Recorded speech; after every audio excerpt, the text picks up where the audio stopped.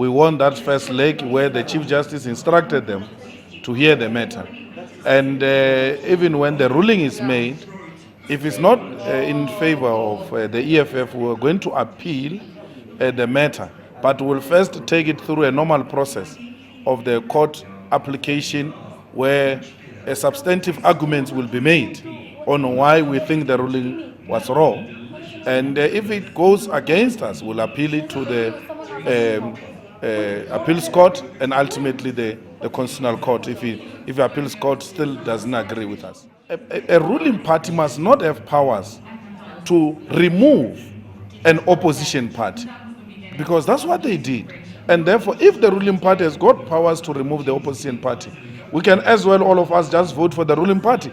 Because you vote for the opposition, which is not going to stay in parliament, the ruling party will always find fault in the opposition and then remove them. Look at what's happening now. They are trying to take my money and some of the DA people to the same process. Why? It is the intention to keep the opposition out of parliament. It will make us very strong because now we are being challenged, and then we must prove that we can pass the test of time and that we are here to stay. This is direct route to dictatorship, where opposition can be suppressed through some laws which are not even constitutional.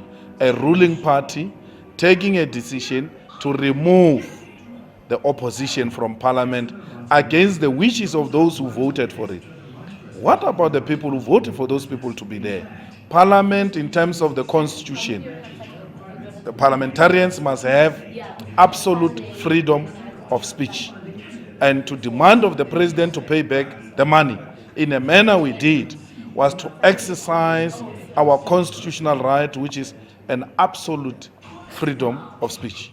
It was the election campaign and the EFF getting 25 members in parliament. That was an experience and a half for me to lead a new political formation which was not even a year old into such a serious campaign, and having it emerging as the third largest political party in South Africa.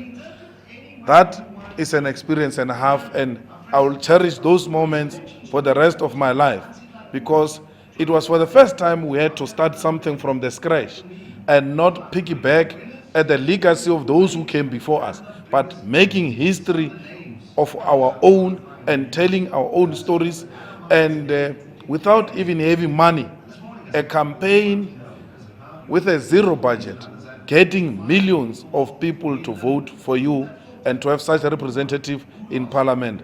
That's an experience and a half. It's a highlight for me. Well, I'm going home. I'm getting married in a traditional ceremony, which is very private, and those who do not have the invitations are not welcomed. There will be a tight security, and therefore no one should be complaining when you are turned away because you just rocked up without an invitation. It is a small ceremony. I'm marrying into a very private family, and I wish that all of us will respect their wishes of remaining a family that conduct its business in a private manner. If we don't accommodate our families in these busy schedules, we only have our families to turn against us and start saying bad things about us.